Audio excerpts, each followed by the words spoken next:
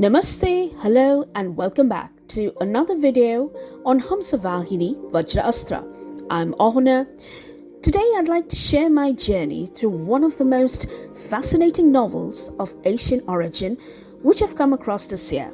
And this video is going to be a book review. I'm making this video a bit differently, as in this is going to be a voiceover, so as to capture the essence of this amazing historical fiction come mystery from my point of view. So to know more, do please join me further in this video.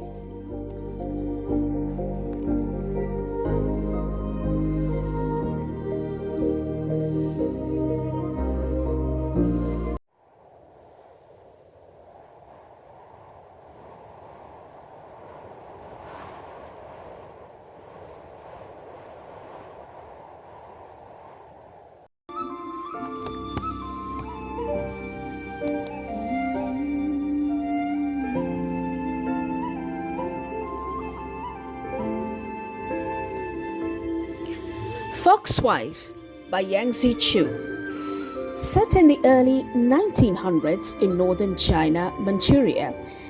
the story is an exotic blend of the political situation of North China during those times, the social hierarchy, conditions of women in such a society, and the belief system, especially in the supernatural.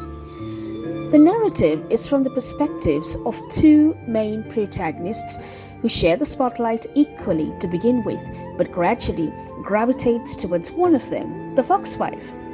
In a world of progress and revolution which is seen during modernization of the last era of the Qing dynasty, the then ruling monarchs of China, little is considered about the old pagan beliefs, especially when most educated and noble households are conviction in their belief systems.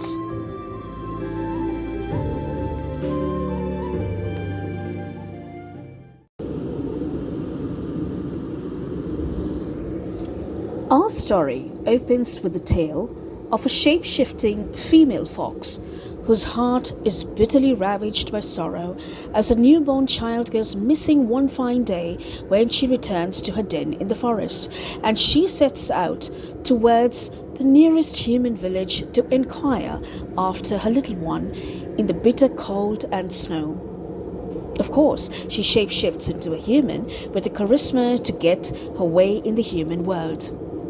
Now this is our main protagonist, Snow, and she manages to track her lost cub with legs broken while in the care of a young village girl who claims that she did try to look after the cub, but she couldn't do any better to heal it, and that there was a photographer who was trying to acquire the fur of a white fox, but since this cub was too small for the purpose, he simply discarded it.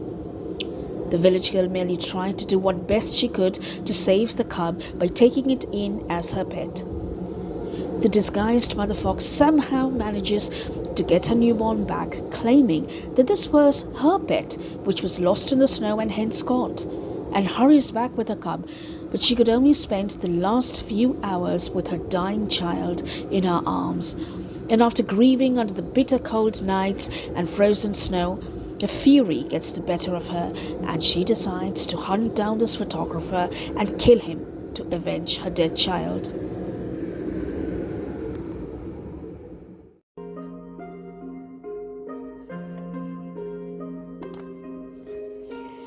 Meanwhile, our other protagonist, a detective come private investigator named Bao, sits in one of the most famous restaurants of Mukden, a place not far away from where Snow decides to travel in search of this photographer by the new system of transportation called railways. Bao has been summoned by the restaurant owner to solve the mystery of a courtesan woman found frozen and dead a few days ago at the back doorstep of his famous well-to-do restaurant's kitchen, and rumor has it to be the work of a cunning shapeshifter fox. Bao, an aging widow in his 60s, with a knack for discerning precisely and accurately the truth from lies, and with a deep interest in shape-shifting foxes, sets out to make his inquiries systematically after learning that the restaurant has not been doing too well after this incident and a haunting is possibly in the air. To avoid such unforeseen circumstances and gossip, Bao is given the task to find out the whereabouts and the actual name of the dead courtesan so as to have a formal funeral ceremony for the poor deceased girl and to ascertain whether indeed there's a real shape-shifting fox living in the area. Bao proceeds with his inquiries and reaches a tiny snow-covered village where the elder daughter apparently eloped with a peddler because she was heartbroken, and made her way to the city and conclusively might be the suspected dead courtesan, and her younger sister, a simple village girl, also fills in Bao with the information about this photographer who had come into the village to take photographs of her sister, for her sister was very pretty, and also was in the search of the fur of a white fox. On inquiring further, Bao learns about the fox cub caught and discarded, and the mysterious, charismatic woman who later arrives to take the cub away, claiming to be her lost pet. Everything about this mysterious woman starts the bells tolling in Bao's head, as he somehow suspects of her being a shapeshifter fox who might be traveling by day and prowling by night.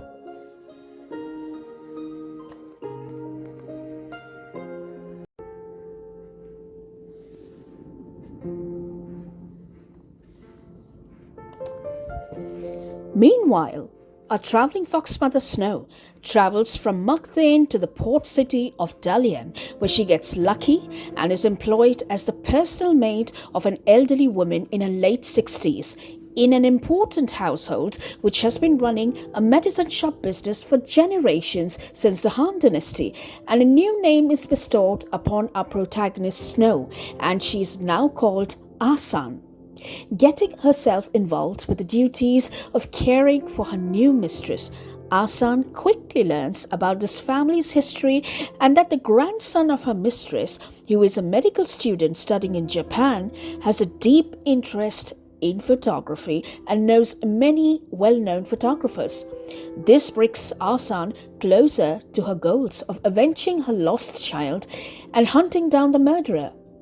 Fate, however, is a mischievous playground of unexpected surprises, and what could be more dangerous than bumping into an old, cunning, troublemaking acquaintance, and for Asan coming face to face with another shapeshifter fox who went by the name of Shirkawa was nothing short of added trouble. Being old acquaintances, both Shirkawa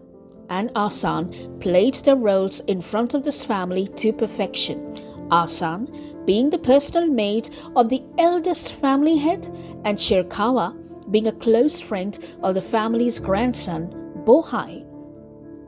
To be able to get to the murderer of a child, Asan is left with little choice but to be on good terms with Shirkawa, who she now learns has navigated through the human world thoroughly enough to know the ins and the outs of the rapidly changing pace of living called modernization, and along with Bohai and his other friends, who now are secretly on the verge of finding rich investors to fund a revolution in Japan for overthrowing the ruling monarch, the Qing dynasty.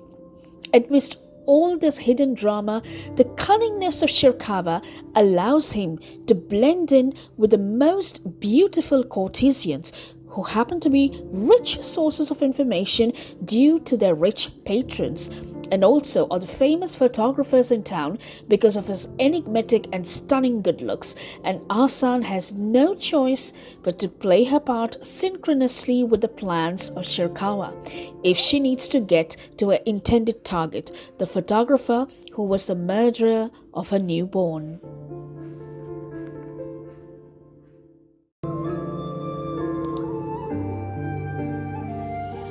Our other protagonist, Bao, returns to Mukden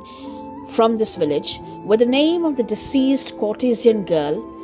and after the completion of the funeral rites as agreed by his employer, he now sets out to hunt for this mysterious woman who came looking for her lost pet, so as to ascertain whether this woman was the shapeshifter fox hunting young courtesan women at night and murdering them.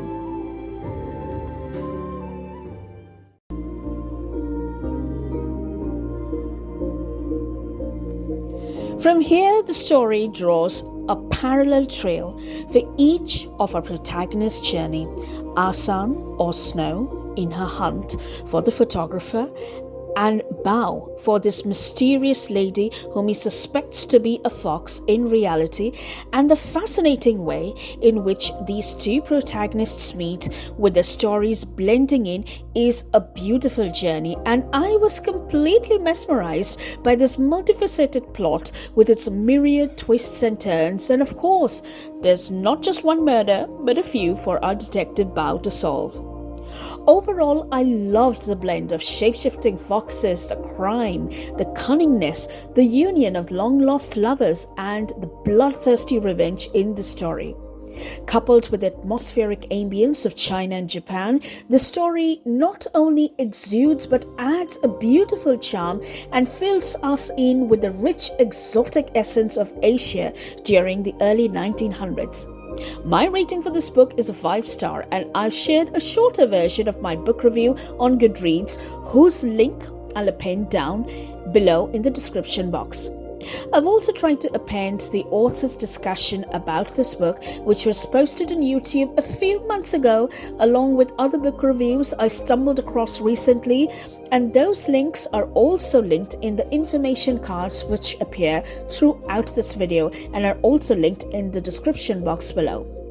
So with this, I'll be wrapping up my video here. Do let me know if you enjoyed this video in the comment section below, or just leave a fox emoji to let me know that you were here. I'll see you soon next week with another video. So till then, take care, have a good reading week ahead, and namaste.